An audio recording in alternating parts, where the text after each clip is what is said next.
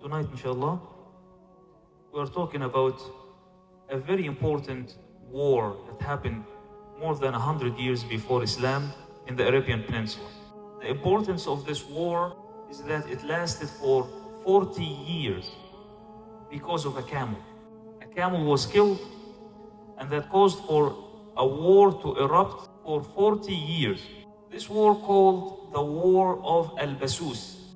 Basus was a woman who went to visit the family of her sister.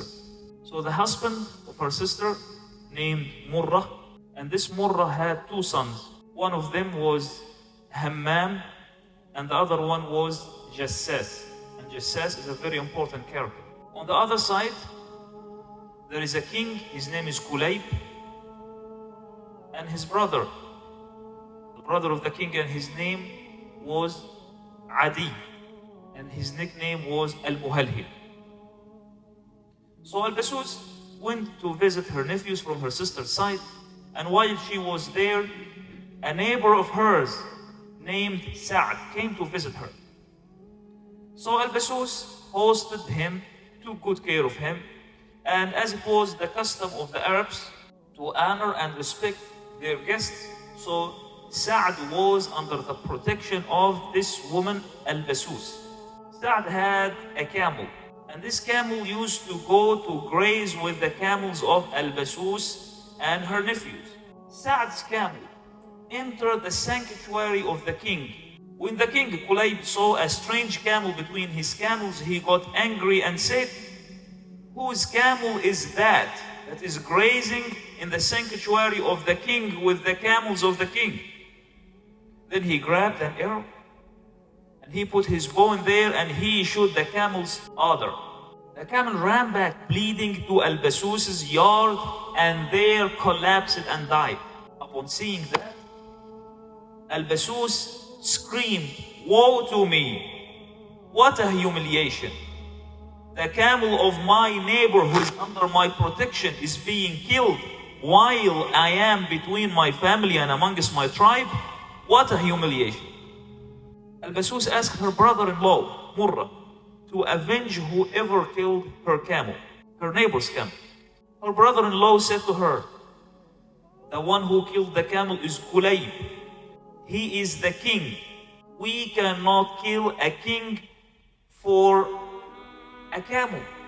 Add to that, he is my son-in-law. Kulayb is my son-in-law as he married to my daughter, Jalila, your niece." Basus said to her brother-in-law, "I do not care who he is. You know that he violated the rules of neighboring. Sa'd is under my protection and everything that belongs to him. How dare he kill his camel?" Her brother-in-law did not listen to what she was saying. So she began to speak to her nephews. Maybe one of them will help her to avenge her camel. But no one of them was paying attention to her.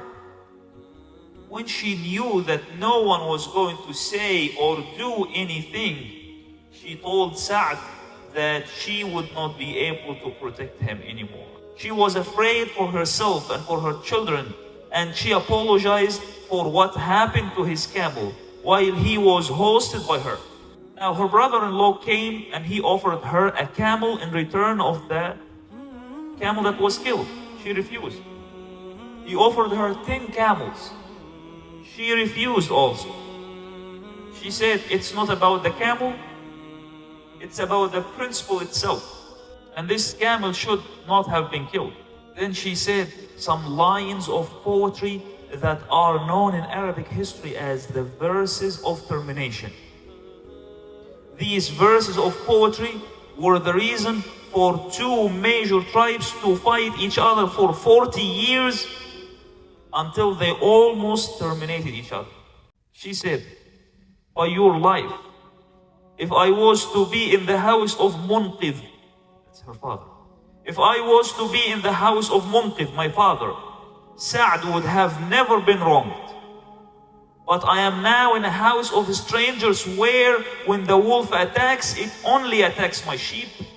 O Sa'd, do not be deceived by the great names of my family.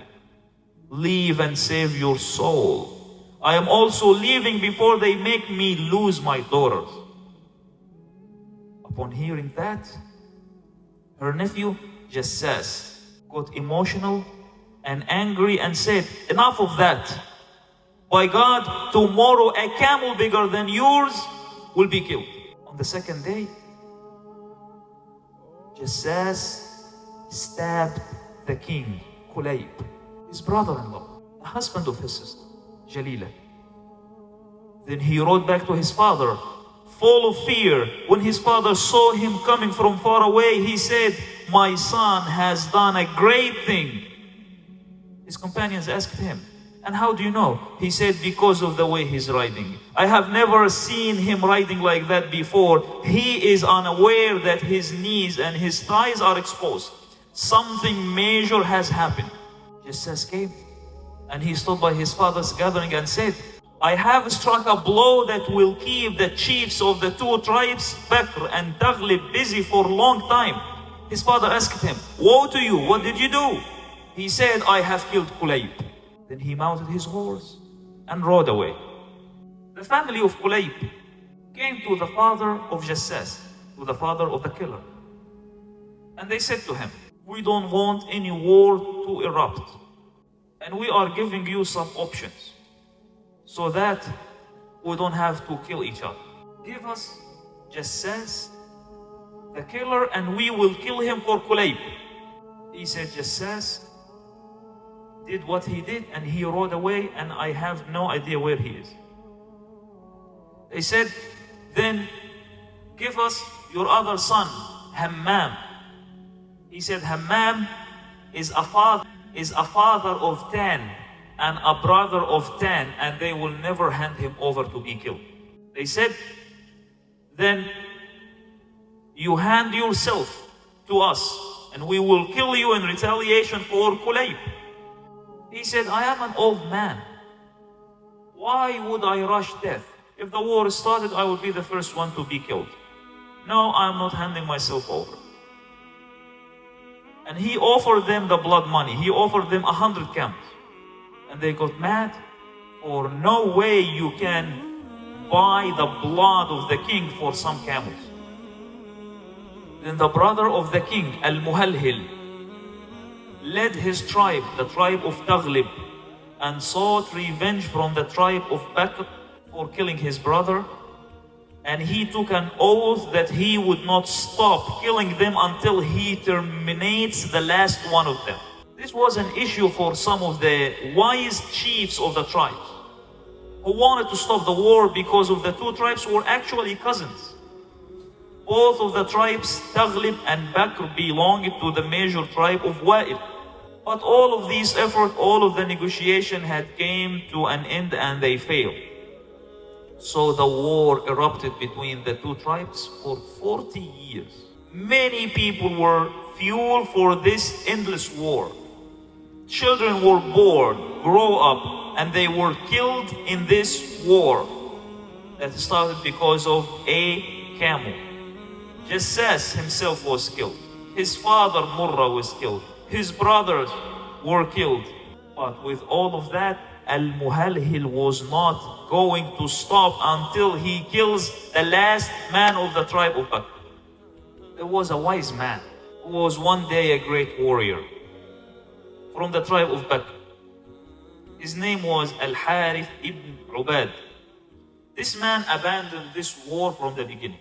And he said, we shouldn't be killing each other. But now, after 40 years, he got tired of that. And he found that the people are terminating each other. They are not willing to stop. So after 40 years, he sent his son, Bujair, to Al-Muhalhil and said to him, now Bujair is speaking on behalf of his father, my father is telling you to stop this war and stop killing people. And if my death is going to bring an end to this war, so let it be. Kill me in retaliation of your brother and bring an end to this bloody war. Al-Muhalhil killed Bujair, Al-Harith's son. When the news came to Al-Harith, who was an old man, who almost lost his eyesight, Al-Harith said, blessed be the one who is skilled to stop the evil war and to bring reconciliations between the two brothers and the two tribes, Bakr and Taghlib. But this is when the shock came to this old man. It was said to him, this is not what happened. Al-Muhalhil killed your son Bujayr, and he said, you are not equal to my brother. I will kill you for his shoelace. Upon hearing that, Al-Harith flew into a rage and asked, did Bujayr say anything when he was killed? They said, yes. He said, I accept this death if my clan accepts it for me. Al-Harith said, by God, I do not accept for him to be killed for the shoelace of Kulayb. And then they commanded for his horse to be prepared for him. And he led his clan and his tribe, and he got ready for the war. He took a pledge that he will not stop killing the people of Taghlib unless the earth begs him to stop. And Al-Harith entered the war, and that was a major turning point. He was able to defeat Al-Muhalhil. He even captured Al-Muhalhil himself, the one who killed his son. But he didn't know his face. He didn't know that the man he captured was Al-Muhalhil himself. So Al-Muhalhil said to the one who captured him. So Al-Muhalhil said to Al-Harith, if I tell you where Al-Muhalhil is, will you let me go? Will you cut me loose? Al-Harith said, yes. If you tell me where he is, I will let you go and I will set you free. Then Al-Muhalhil said, then you're looking for me. It is me, your prisoner.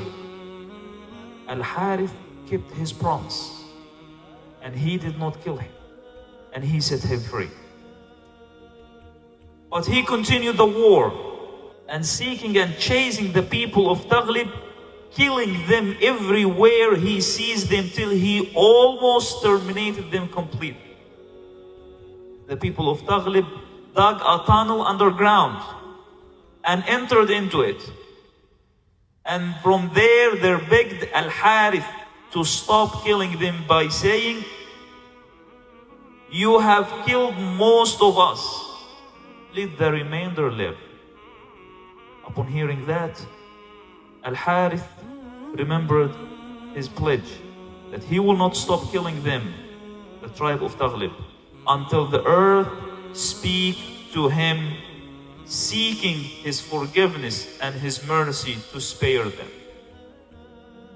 And this is how the war of Basus lasted for 40 years because of a camel.